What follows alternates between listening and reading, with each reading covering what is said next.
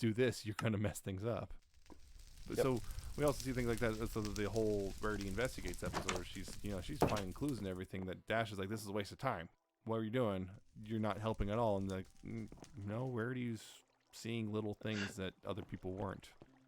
Because she has that eye To for detail. slightly, yeah, to Dash's slight benefit, Rarity was not explaining anything Nope. at all. Nope. It's like, yes, she's seeing things. She's not saying that she's seeing things. Oh, I found this, I'm seeing this. No, Dash is just left completely clueless to what's going on because Rarity's just not saying anything. There's no time. There's no time. I don't have There's time no to time. explain why I don't have time. There's no time. Yeah. Yeah, so that's another thing is like we see that, and in many ways she actually kind of shares that kind of trait with Twilight in that they're both kind of detailed, organized type of characters, but in some ways Rarity takes it to a little more of an extreme, other ways not so much. Otherwise, like, don't organize her design room. Yeah, Like Sweetie Belle did that that's one organized time. chaos. Yep. Yeah, Twilight and Rarity would, yeah, so for those two, it's like, yeah, they organize things, but they have kind of different systems at times. Yep. You know, we see things like that. Yeah, also speaking of Sweetie Belle and Rarity, their relationship is, yeah, I've noticed their sister relationship is very different from the other ones, because you see this whole thing of like, well, Sweetie Belle feels overshadowed by Rarity very frequently throughout the show. Yep. Yep. And it's like, yeah, Rarity actually has accomplished a lot. She's fairly young at this point in time, and she's got multiple stores open across Equestria, and they're successful. So, she's recognized in the fashion world as a big name now by the end of the series and all this stuff. And we see stuff like Sweetie Belle's like, here she is in the shadow of her sister's like, I got to measure up to that. Yep. It is interesting when you look at the three CMCs and how they relate to their older sisters. Yes, I'm going to include Scootaloo and Dash because you're supposed to. They all seem to want to go in the same direction as their sister. Sweetie Belle wants to be like Rarity to a degree. Same Apple Bloom mostly wants to follow in the footsteps of Applejack. And Scootaloo absolutely adores everything about Rainbow Dash and wants to do everything she does. Yeah. So that's one thing that makes the whole inner shadow definitely become a problem. I want to be like you, but you're so far ahead of me. I can never think I would never be able to reach that. Yeah. Although the Apple Bloom and Sweet Scootaloo definitely have different problems than Sweetie Belle does. We're Yes. sister for sure. Like you were saying, the relationship between each of them is different. Yeah. Yeah, so Rarity, it's just so interesting. Yeah, because it's just Rarity's was all fashion and fashion and makeup and stuff. The most girly of the six initially, and then as time went on, we see that while she's still incredibly girly, she's not super stereotypical by the time we get to the end of the show. Yep. Even heck, not even to the end of this first season, really. I mean, Dog and Pony Show showed that pretty distinctly. It's like, hey, yeah. That was a big turning point, I think, for her character. It really pointed that out and showed that part of her. And the thing for me is like the character, like I went from not really kind of being somewhat indifferent to the character to she's my second favorite of the main six. I mean, she just grew on me over the course of 9 years. Yeah. When I first started, Rarity was at the bottom of the list, and it's an interesting one. I've never really been a huge Rarity fan. No, as you said many times. as I have said many times.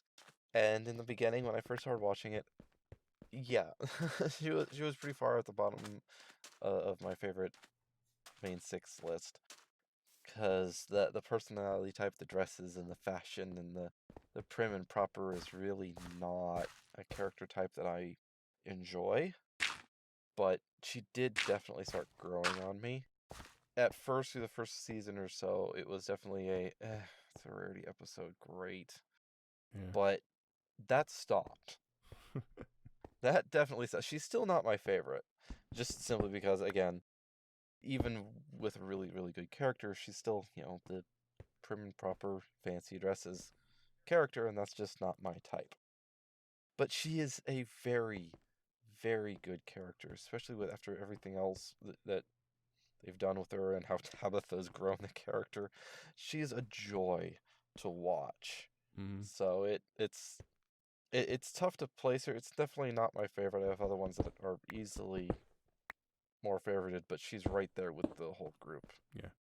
Yeah, it's for me. It's really interesting because it's the opposite trajectory of Pinky. Because Pinky started off pretty high for me at the beginning of the show. As the time went on, she got increasingly annoying, and after a while, it's like I found her to be just kind of just frustrating to deal with as a character. Versus Rarity's like started off as kind of, she's all right, I guess. I don't know.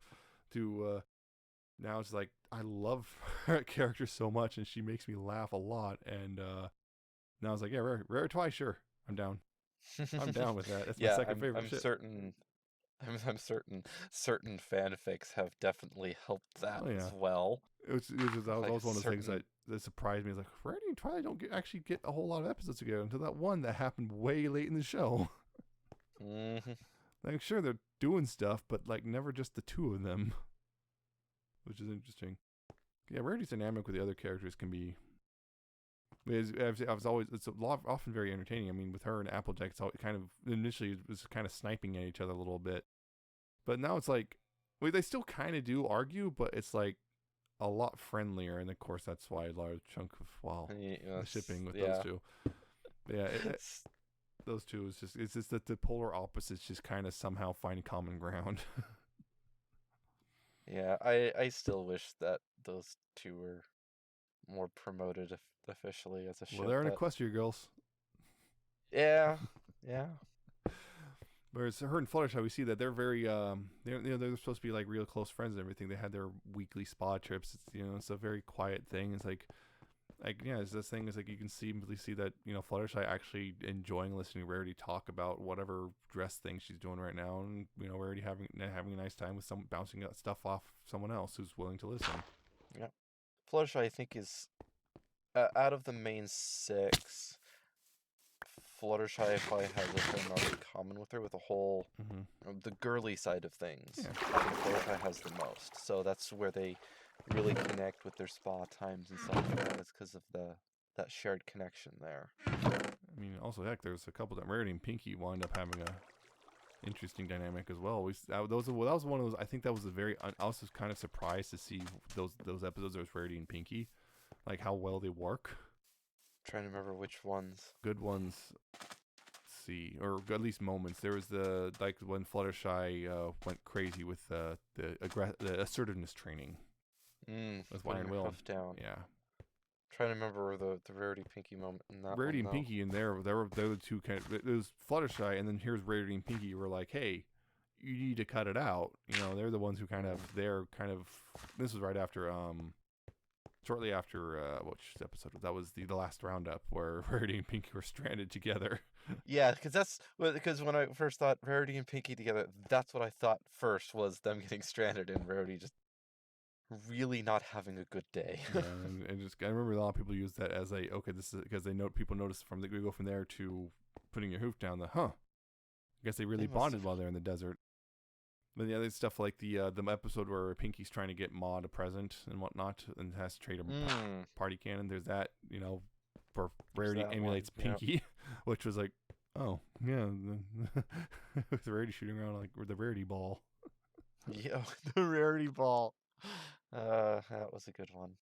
That was a weird one. That's the Philly Vanilli.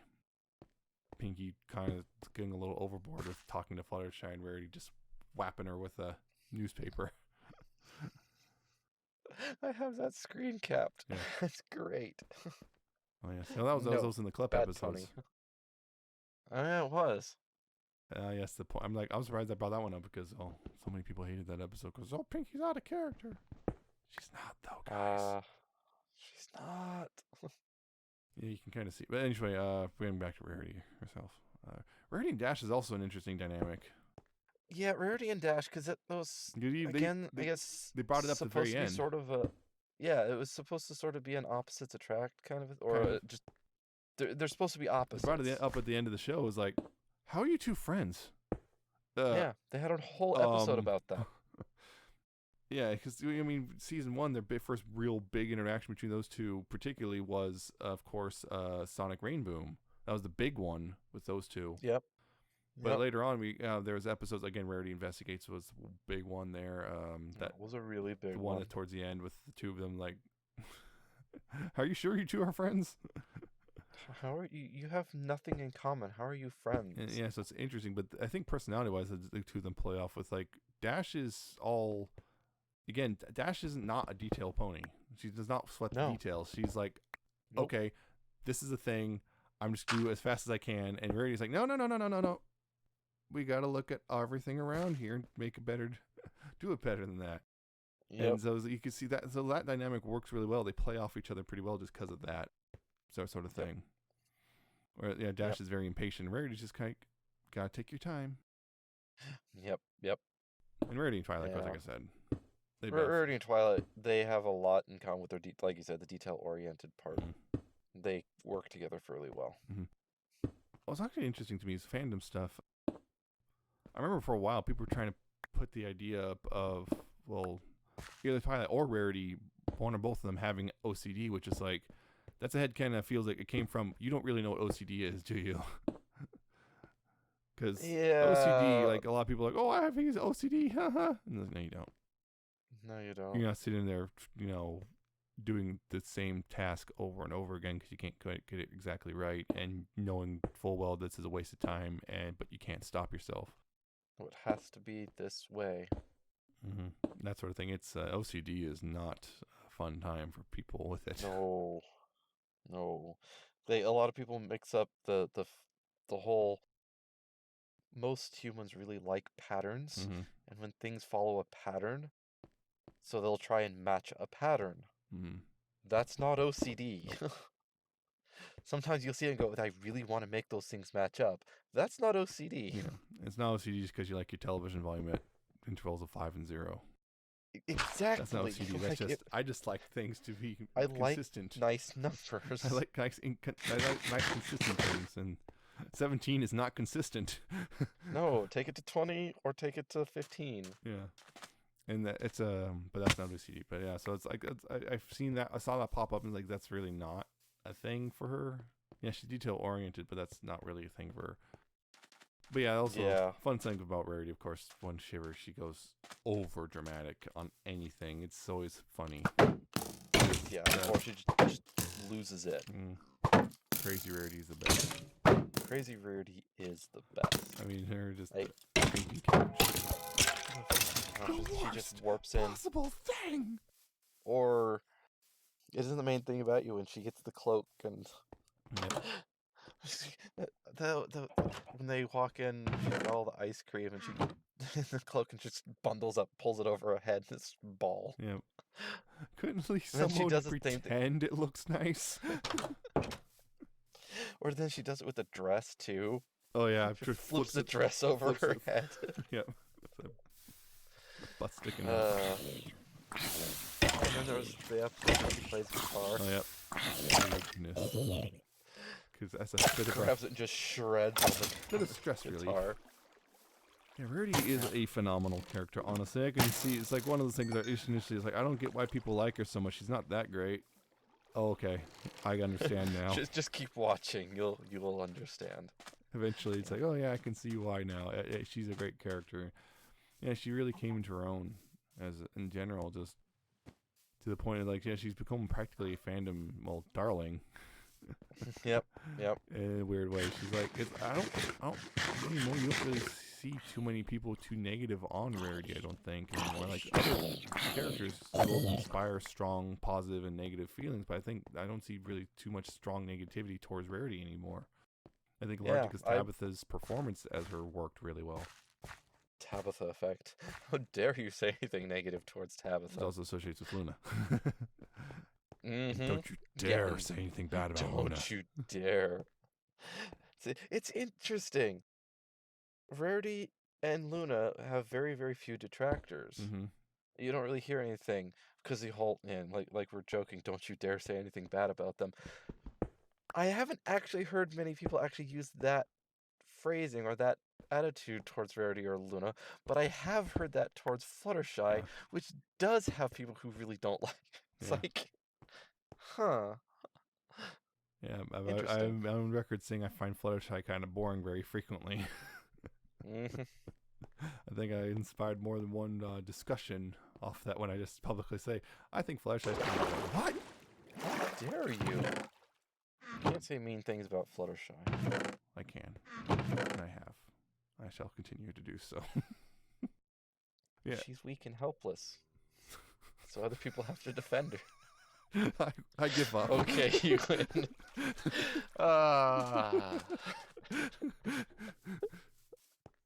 Was not my intention to reference that comic, Oh, but Weaver. oh, Weaver. Yep. It's always the quiet ones you gotta watch out for. Always the quiet one. She'd be much less boring if that was canon. Oh no. That also would mean not a children's show anymore. No. Yeah, we're supposed to talk about Rarity here. We're talking about Fluttershy. It happens. So much fandom things that people do with Fluttershy. It's like, huh. Yeah. I wonder if that's to fill in the boringness. Oh. Probably. Yeah, rarities, like I said, freakouts are great. Then just the way how many different ways she has her meltdowns. I think the rarity meltdowns are just yelling at all the other ponies, making it, or also towards the end her tendency to just kind of like just not really pay attention to words, like whatever that is, like she does not care. Oh yeah, normally she's very eloquent and proper with her words and uses flowery language, but once she gets upset and flustered and she's just, I don't care. Yeah, it's wonderful. Yeah, it's just, I just like it when I remembered another freak out. I remember Equestria Girls, just Dash was tried to correct her on a word and she's like, whatever, don't care right now. Whatever, darling. Yeah, her making that's for noises. No. Yeah. Oh yeah, the noise. She does tend to make noises a lot too. Yep. She's great for that. I'm remembering her freak out from Who the Sweetie Belle Toils. Mm-hmm. When she pulls the thread and has that, there's the future thing with Luna, and she goes completely insane trying to figure out what went wrong. Oh yeah. And the house that's boarded up and the spider webs. Yeah. Rarity is the real silly pony. Yep. Which is why she's perfect for Applejack. Oh no. Yeah. Yeah. Rarity is a good character. As much as she's not my favorite, you will never hear me say that she's boring or not a good character or anything like that. She's so much fun. She is a lot of fun. Yeah.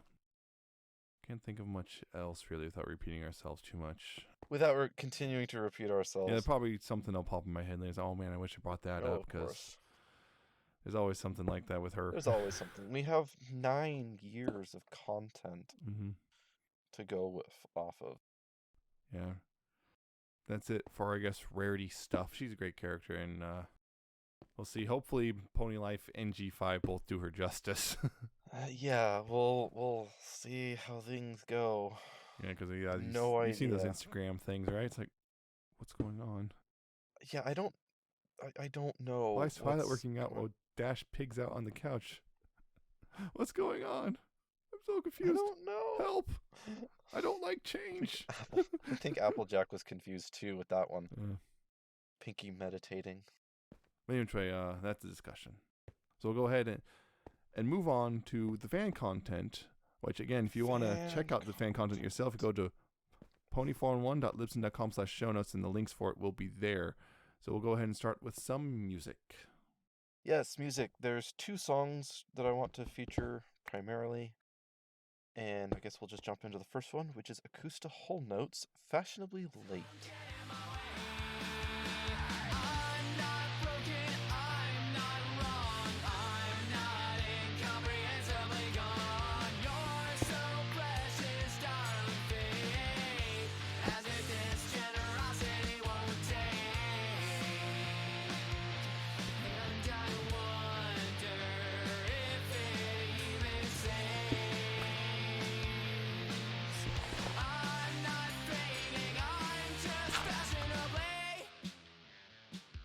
This song is, I love it. It's got this vibe to it. I was trying to figure out exactly like what year and genre, and I want to say it reminds me of like sort of like a 2000s-esque rock. That's what I was getting. Kind of thing, like stuff I would listen to when I was on my way to school, to like high school and such. Yep, So that's that about right. sort of era, Yep.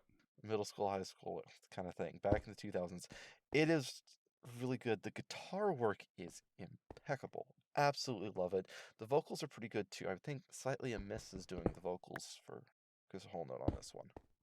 But yeah, it's great, and it's a Rarity song. Yeah. Yep. Fashionably late. Yeah, I really like the intro. This is that that weird that very muted, almost distant sound initially. Yep. Yeah, it's got pretty good vocals on it. Although I've noticed one thing, which is the vocal clips is like Rarity. I'm not sure if it's my headphones or what, but the vocal clips are kind of quiet. They're really quiet. That's To the not point just of you. I was being hearing that as well. Indistinct. Like I can tell Yeah, they're there, but I don't know what's going on. Yeah, they could have used to bring up the clips a little bit more. So second song I have is Karan Korak's Rise and Fall. Rise again, always stronger. This is not the last time. Create something with the pieces, enough to stop going offline. A part is broken, but the whole is fine. One day I'll forever shine.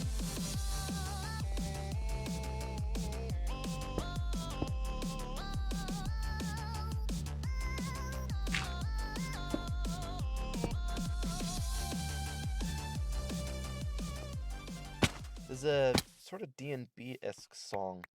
I really like it. I love the synth and the vocals on this. They work really well together. It's like it's D&B, but also has sort of an 80s synth-esque style to it as well. Kind of hard to pin down. Mhm. There's this certain flow to it, especially in the vocal parts around the chorus, that I really, really like. It reminds me of something that I cannot place, but I really like it. There's also a vocal sample chop bit in there that's also really, really cool. Yeah. It's a very, very nice and high energy song. I do like the synth work in it. Yeah, there was a lot of synth I throughout. figured you would. And the vocals are pretty good too. Vocal stuff. Very nice. Yeah. Those are the two songs that I wanted to feature. I did want to put a quick mention in here as well. A bunch of albums I've dropped in the last month. Room VR's put out a Kiridine's Melody, which is absolutely beautiful, and I highly recommend you go listen to it. There's like 6 songs in it, so I can't feature the whole thing. Go check it out. Also, a charity album, The Rest of Our Lives, has dropped. It's going to Brony Thank You Fund. It's going to help for supplies and masks for COVID-19 relief. So check them out. There's some old names in there. They've done stuff like And the Rainfall and Liz Soldat Pony. Wow. Yeah, showed up for that one. So go and check those out for yourself. Good music in there. Okay. That's music. That's music, yeah. I was like, because I'm moving on fanfiction stuff. I don't have a new one again. Again, fanfiction just kind of, yeah, sometimes it's like nothing's like. Tag self-inserts. Yeah, sometimes you just got the thing of just like it's just not good enough. I feel. Yeah, something did update. The Enchanted Kingdom did get 2 new chapters, 2 new long chapters.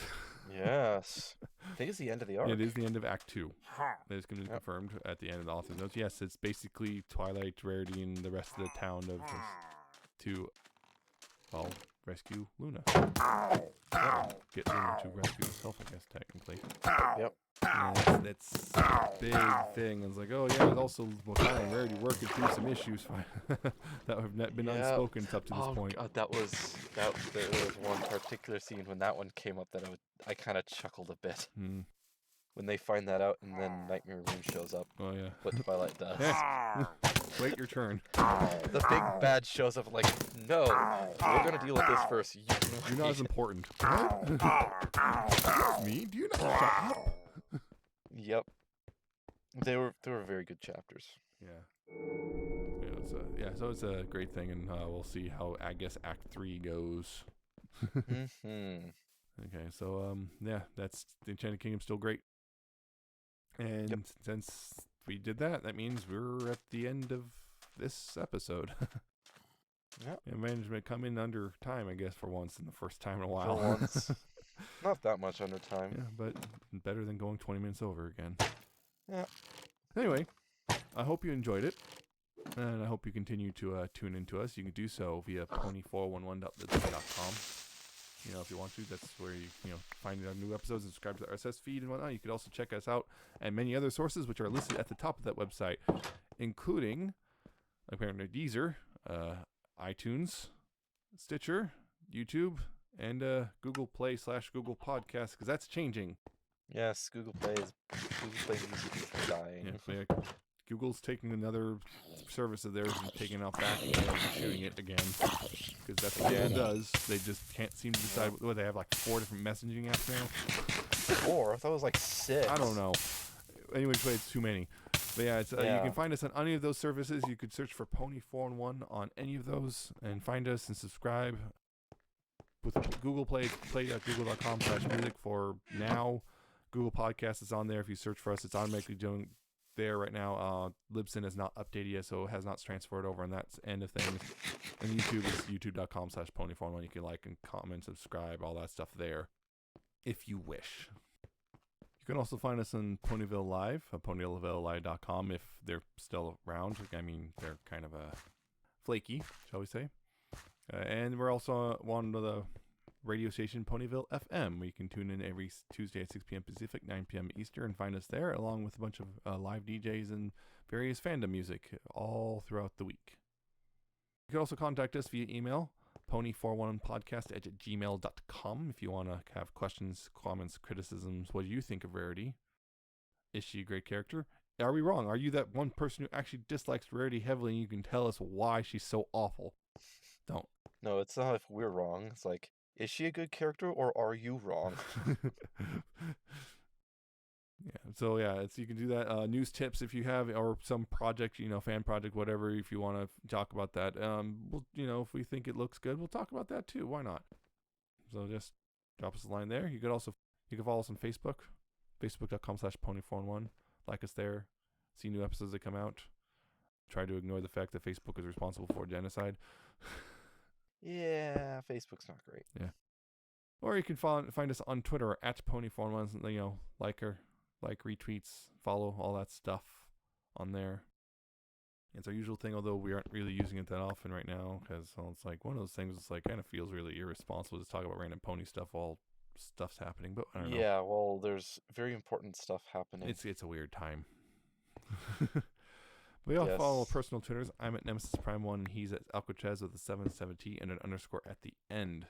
Yep. If you want to follow there. So that's it for this episode. Tune in next time. Again, we're not sure if we're going to be here in a month or in a couple weeks. We'll find out, and we'll let you know as soon as possible. I'm pretty sure we're going to be talking about the new Pony Life stuff, and we'll see how that goes. Yep, we shall see, and we'll play it by ear when it happens. Yep. So hope that works out. Yep. Part of me is I'm trying to figure out which is better, which I'd enjoy more, it being outright terrible or being outright amazing. Honestly, outright amazing would have longer enjoyment than outright terrible. We might get a little bit of like Schadenfreude enjoyment out of it for a little bit, but then it would just be depressing. Anyway, that's it. So hope you enjoyed, and until next time, please pony responsibly, guys. So goodbye. See ya.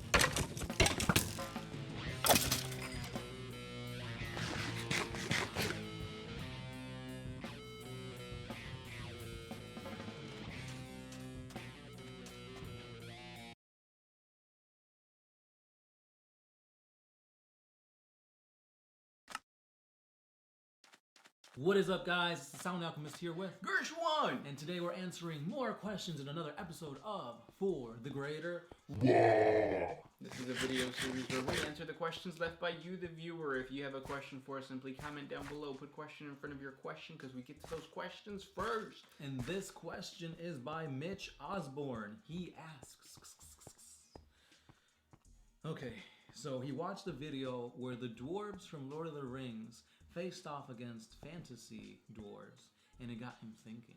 Say if the Imperium of Man fought against the Star Wars galaxy and won, what would they do with the technology, and what would they do overall with this conquered Star Wars galaxy? Spread their grim dark. The one thing about Warhammer 40k I feel is that it's extremely like totalitarian, very like they try to take every single world and just drain everything positive from it.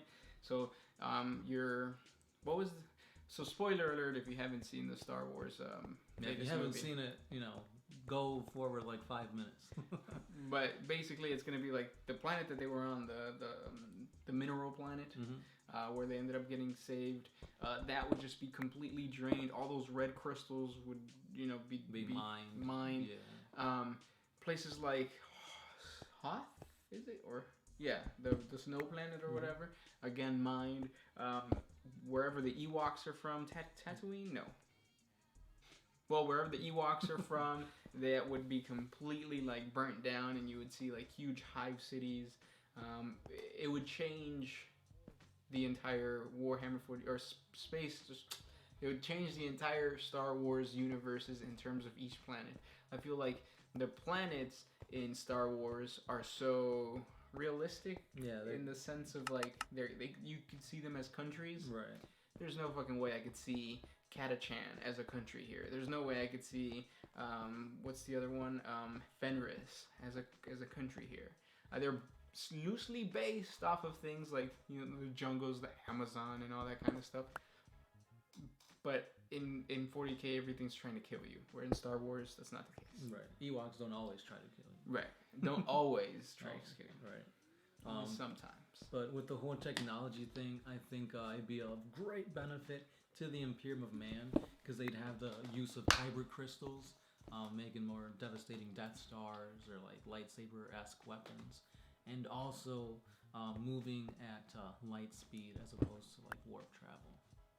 Yeah, and it all comes down to the fact that Star Wars is like a really good drama. 40K is just grimdark. Let's have fun with just destruction and death. Yeah, good question. Yeah. Next question comes from Grimlets. So what's the deal about the Alpha Legion? Are they loyal or not? And did the Primarchs really have a twin brother? Because how could Emps screw up so much? I know it's all smoke and mirrors, but does the lore hint of something major? So the Alpha Legion currently is just chilling. They're doing their thing. They're still a legion, so there are small Alpha war bands. Yeah. But the entirety of the chapter or the entirety of the legion can still be called upon by Alfarius on Omegon. We're gonna do a 40 facts video if it's not already out on like the whereabouts of all these different Primarchs cells or Primarchs. Sorry. Primarchs. But I was gonna say that. So first, Alfarius dies. Or is it Omega? Either one. They die on Pluto. Dorn kills one of them, and then Dorn kills either Omegon or Alfarius, or no, not Dorn. Gilliman kills Alfarius or Omegon, or they're both alive. Yeah. We don't really know. They could both just be dead, and there's no real Primarch. It could just be all a ruse. Yeah. Yeah. It's you don't know. But that's the beauty of that legion. It's very unique to all the other traitor legions because number one, it's not chaotic in the sense of horns and spiky bits coming out of people's asses. It's mysterious and dark. Yeah, because they don't align to one chaos god. They're undivided. Exactly. Yeah. So we don't really know. Yeah, nobody knows. That's the cool thing. Yeah. Next question. This one is by Ghost Howl 38. And this is a cool one. I never really thought about this, but can Imperial Knights be affected and taken over by a gene stealer cult? Because you know how like the pilot has to have that neural interface or whatever. Yeah. Can gene stealer cults take control? I don't think a leader could. No. I could. Well. I really don't think they could.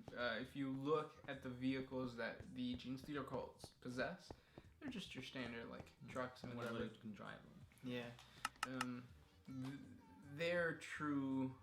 I feel like an Imperial Knight is a very individualistic weapon. It's like a weapon that you use to conquer for your own sake. You want to be the hero, whereas a Gene Stealer cult, it's about the collective. The hive mind. The hive mind. With that said, though, you could, if you want to do that, you could write that into your lore somehow. If you are, let us know, and then we'll try to brainstorm with you. Next question. This one's by Arangar de Lioneth. Does a Space Marine chapter, under certain circumstances, be placed under the Inquisition's direction, and thus, with time, adapt its habits to fit its new role? The what? A Space Marine chapter. So Oh. can a Space Marine chapter be like, we're doing our own thing, and the Inquisition comes up and says, no, you're a part of our thing, and eventually they get brainwashed, and now they're part of the Inquisition. Yes, the Red Hunters. Kind of Minotaurs, too. Yeah. Well, Minotaurs may have already been, the Inquisition's, Doing. Yeah. Yeah. So the way that works is that the Inquisition says, okay, it's time for a founding, and we need our own militant branch other than the Grey Knights. And then when that founding happens, they take some type of gene seed that they know they can manipulate, and then they create their own chapter. Right. Next question comes from Richard Myhan. Are there redheads in 40k? If so, are they blanks since they have no souls? Just kidding. Love your videos. Keep up the good work. Yes, there are redheads, but they go faster than everybody else. Oh shit. Next question. This one is by Marcel Goussard. Where is the safest place to live in the 40k universe, and would you want to live there? A pleasure planet, and yes. I don't think pleasure planets are that safe, because you slip up, you get that one extra orgasm, boom, Slanesh has you. Is that a bad thing though? I'd say Terra. Yeah. Because there's like almost 0% chance of anything anywhere getting that close to Terra and messing you up. And there's still hot Cheetos on Terra. Yeah. You can't find hot Cheetos anywhere else. Kind of like Twinkies. Ali Parada. Who is the most basic bitch in 40k? I would say your boy, man stuck in the warp. What's his name? Drago. That's a basic bitch. He is pretty basic. He's like, what up is the basic bitch? I don't know where I'm going with that. He's like, he shows up and he's like, is that a demon Primarch? A guy who fought in the Horus Heresy, has a million times more experience than me. Let me put my insignia on his heart. Let me for some carve reason. his chest. And let me go on my way without even getting hurt. Mm-hmm. Where you have fucking Gilliman fighting the guy and almost like dying. Yeah. Next question. I had one from Renegade Pizza Guy. The worst kind of pizza guys. Mm-hmm. Is there a being with better hair than the Emperor? No.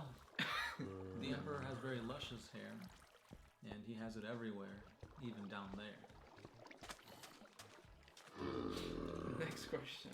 Brandon Chu. What would happen if Lucius the Eternal was killed or consumed by the Tyranids?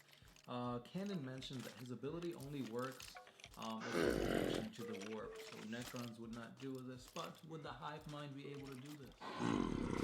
So Lucius the Eternal is a Chaos Space Marine of the Children, who basically, if you kill him and you feel any type of pride in killing him, you will become Lucius. So he's almost immortal, kind of in that way. So, would a Tyranid killing him, would that, I don't even know if that would, no, I don't think that would work. I think it would work. So like, would the Tyranids become Lucius or what? Well, I think the Tyranid would get corrupted, the individual Tyranid bioform. So in the scenario that I'm playing in my head, you have like Old One Eye, who is a reoccurring character, who has grudges against certain characters. Ultramarines. Right. So he would end up having a grudge with, or some type of being, some type of like Flying Hive Tyrant or something like that would have a grudge against Old Boy Chaos Man, and then he would attack him, kill him, and then that creature would then get corrupted by Slanesh, right? Yeah, Slanesh. Be corrupted by Slanesh, and then you would have Tyranid Slaneshi beings. What that would look like, I'm guessing, would just be like a Flying Hive Tyrant with a bunch of udders. That'd be utterly insane. But like, again, just glorifying the pleasure of killing other creatures and stuff. So like a pseudo Lucius. Kinda, yeah. So he wouldn't like morph to look like a human, a space marine, but he would inherit that corruption. Next question. Al-Qatsi? I don't know how to pronounce Al-Qaeda? it. Yeah. Now, this is a question that I've been plundering my mind for years, and this guy asked it. Oh. If Tau are so advanced with the use of technology, for example, having a lot of vehicles, suits, why are they the only race to use these things but have no mechanic unit to fix them? It just seems like they should have some kind of Earth cast combat medic to like patch up ghost keels or commanders, kind of like a tech marine would. Perhaps there is lore behind this that I missed. No. It's just GW that they don't want to create Earth casts, because that's what the Earth cast does. Right. There's a bunch of fan art on it. Mm-hmm. There's even GW art. They have like fan art of a bunch of small little squat looking Tau that are fixing up. And you got like repair drones and whatnot, stimulant injectors, that kind of thing. But yeah, they need a medic out there. Mm-hmm. I'm sure you can find Models for it. Yeah. Next question comes from Monog. Is there some kind of Christmas in the world of 40K? Something like Cornmas, perhaps? It's called the Day of the Emperor's Ascension, right? I believe so. Yeah, that sounds right. And then there's another one too, venerating Sanguinius's battle.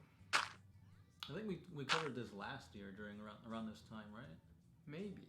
I can't remember. I know the Emperor's Ascension thing we've talked about before, but not the Feast of Sanguinius or some or the Sanguinary something or another. Sounds about right. Yeah. Next question. Comment down below if you know. Next question comes from Hyberonic. Where is a reliable source? Where is a reliable source to learn the lore, and where should I start in the timeline? We're a reliable source. Sometimes. So if you're talking about the timeline, definitely go with the Horus Heresy novels. There's a bunch of them. Whenever you buy a novel, in the beginning they tell you a list of all the novels they have depending on what you wrote. So you know exactly which one to read. And then after that, I believe they have like the novellas, which are more in-depth looks into certain battles, that kind of thing. So if you want to go with the lore, start with that. Or if you just want info, The wiki page. yeah, wikis, Lexicanum, pop open some codices. Bolts of Terra. Yeah, some white dwarfs have some like interesting information that you can't really find anywhere else. Us. Just listen to us. If you don't like our voice, by this point you probably have already turned off the channel thing. Last question. Do you have one? That fish guy 95. How do machines become corrupted by chaos? Just like Trojan viruses, any type of malware that affects your computer, the same thing goes with chaos. They would use that to like mess with the programming to either kill humanity, like the Men of Iron, or to just not work, like somebody's PC. Those were the questions for today. That's right. You got more questions, or if we didn't get to your question, put it down below with question before we're questioned, because we get to those questions first. Yeah. If you guys like what we do, jump on over to Patreon. A simple $1 a month helps us create more videos for you guys. And yeah. Yeah. Don't forget, we do this 3 or 4 times a week, so stay tuned for more epicness. I'm the Sound Alchemist. Gersh 1. We're One Mind Syndicate, and we are out of here.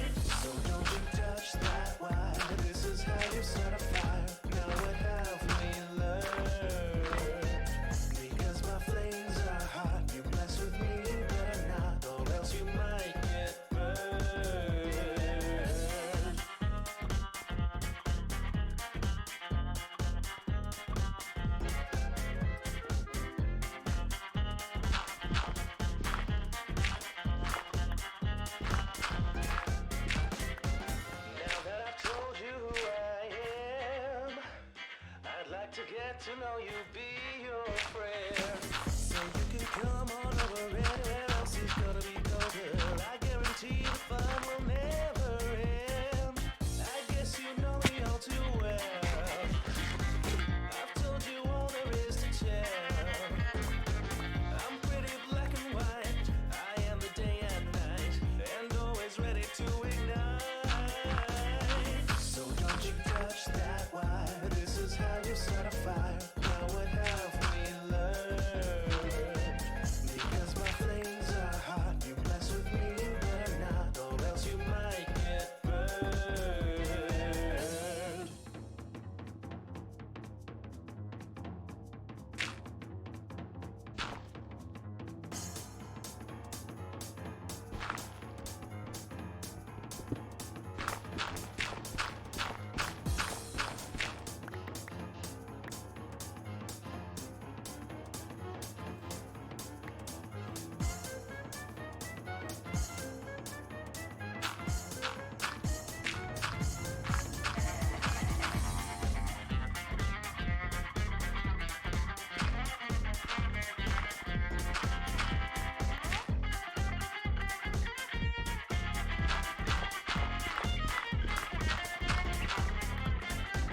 You think you know me all that well?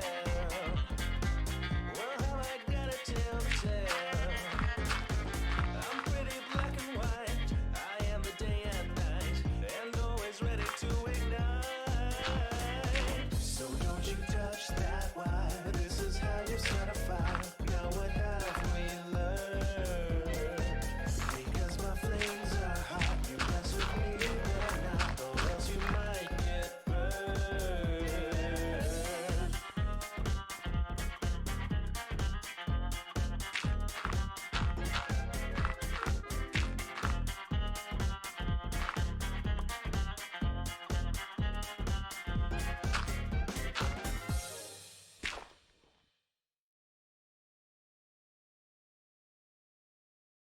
Hello, everyone. So I have something different to show today. It's actually me critiquing a video that recently came out of someone making a sort of MOP style game in Unreal Engine 4. For those that don't know, that's a game rendering engine, or rather, just a game engine in general. Like it does pretty much everything you need to make a game. And the main reason I want to actually cover this is because this project seemed familiar to me. And the reason why is that they actually reached out to me like over a year ago, asking if they wanted me to contribute. Unfortunately, I don't have time for that, and sadly, I don't even think I responded to them, which is kind of rude. I didn't want to do that. I just ended up forgetting to respond to a lot of commission requests because I get a lot of them. But anyway, now that this video has come out, and I've looked through the video. I want to give some critiques, at least. Help out people who are involved with the team with some constructive criticism. So while most of my work regarding like ponies and stuff is done exclusively in Blender, I don't work with my ponies in a game engine. I have worked with game engines before, but I'm not unfamiliar with how game engines render stuff on screen and how to accommodate your model and textures for that scenario. Environment. And on top of that, I also have some general critiques of the model itself. Like I'll have some things to say about the front legs, the eyeball, not the eye shape, but the eyeball itself. And I also want to cover things like the hair shading, maybe the eyebrows, the eyelashes. The wings kind of are included with the hair. They seem to be shaded in the same way. I will say I do remember them saying that they wanted this style of ponies to be more realistic. So I will try to accommodate my criticism for that. I won't try to say, oh, just make them like my models. No, that's not what their goal is. They don't want to use my models for reasons they've clearly stated to me before. And also, if you want to see this video for yourself, I'll have that linked below. In their video, they go over their Patreon and stuff if you want to support them. So if you also want to do that, you're free to do so as well. So with that said, let's go ahead and just continue on with what we have here. So this video is basically kind of like a teaser trailer of what the game would look like and what it might potentially play like. Again, I'll have that video linked below if you want to see it for yourself, the whole thing. Okay.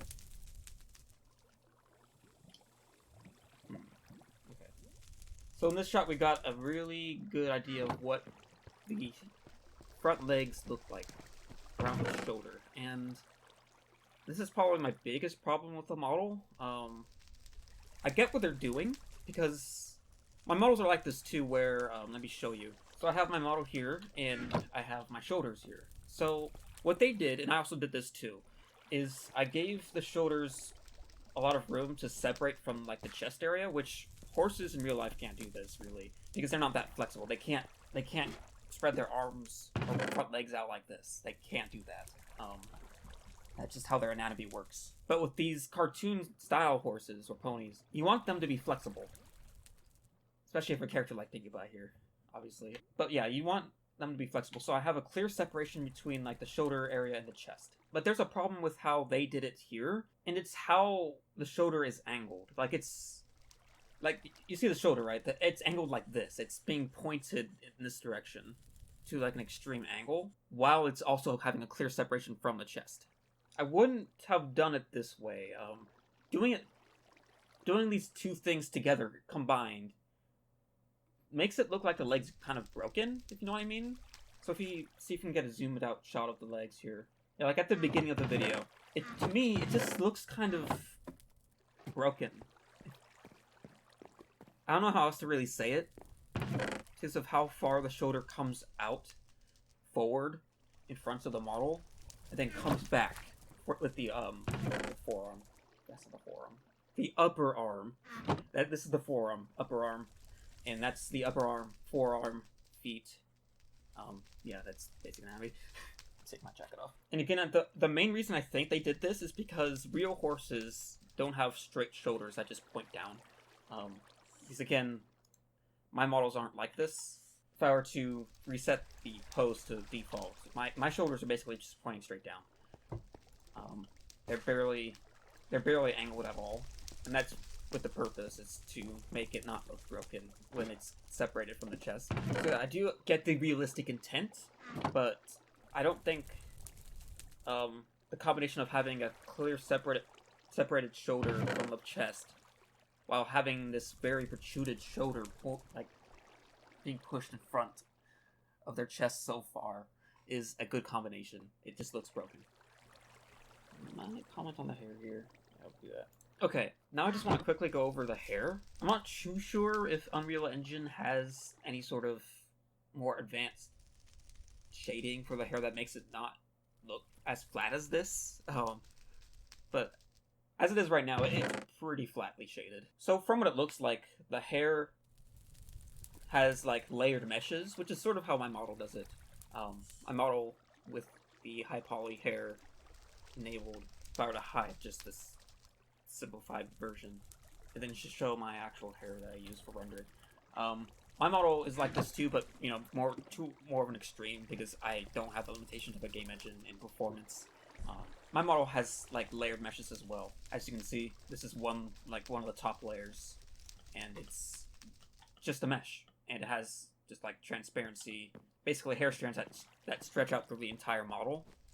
Basically, it's kind of what they were doing, but in a slightly different type of style. But it's fundamentally like the same kind of thing. Just for whatever reason, the hair here isn't shaded like at all. It's basically completely flat. I wouldn't be able to tell you exactly why that is, because again, it's Unreal Engine. I have worked with game engines before, but I haven't worked with Unreal specifically before. I worked with Unity, not Unreal. So I can't say for sure if Unreal has any more advanced shading, like I said before.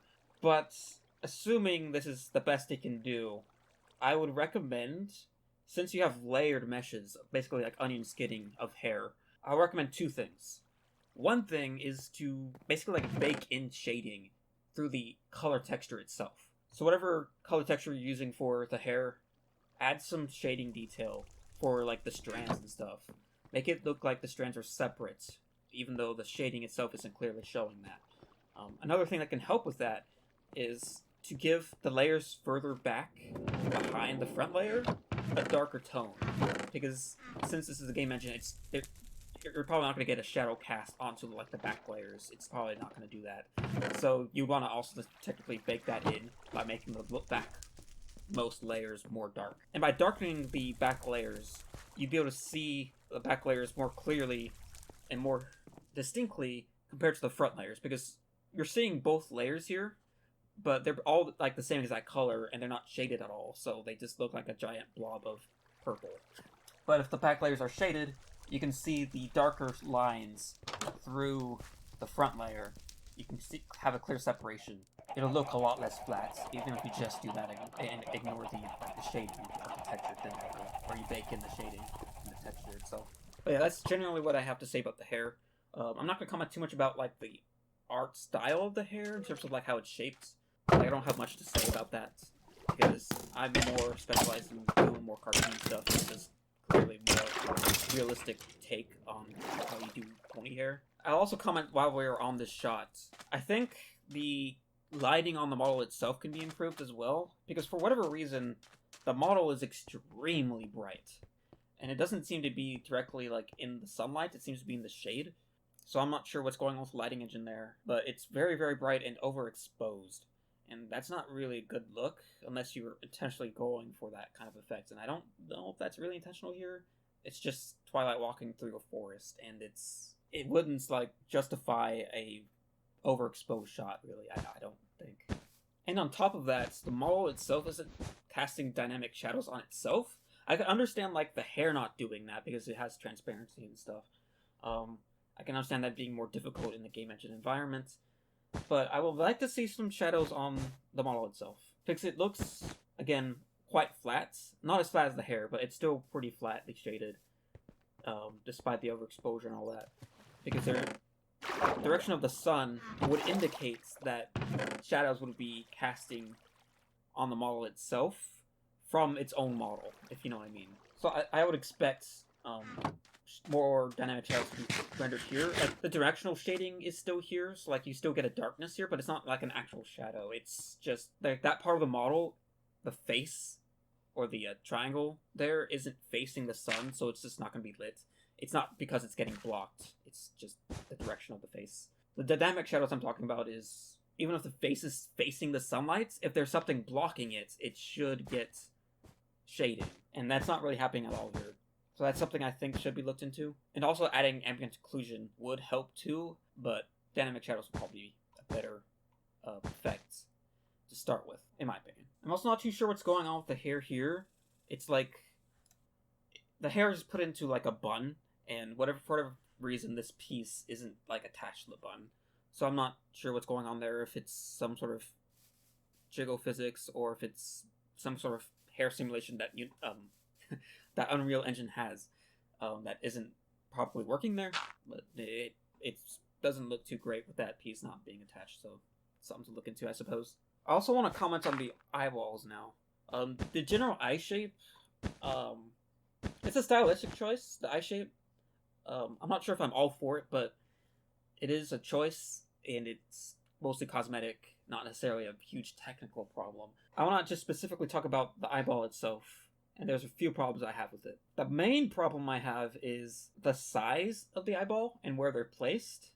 So obviously the eyeballs are really large, and they're also, it would appear to be perfectly spherical, and that creates issues if they're perfectly spherical in a cartoony model like this. I know it's supposed to be more of a realistic take, but it's still not 100% there, obviously. It's still, like, the proportions are still very MOP-like. It's just a totally different style. So I don't really like the perfectly spherical eyeballs. Like, given the size of the eyeball itself and the spherical nature of it, it makes the eyeballs look bug-eyed, if you know what I mean. Like, they sort of bulge out of the model, and that isn't very appealing. Like you can see right here, it bulges out quite a lot. I'll again show how my model does this. Again, I'm not saying for them to take the stylistic approach I did, I'm just saying how I technically did it to avoid this problem.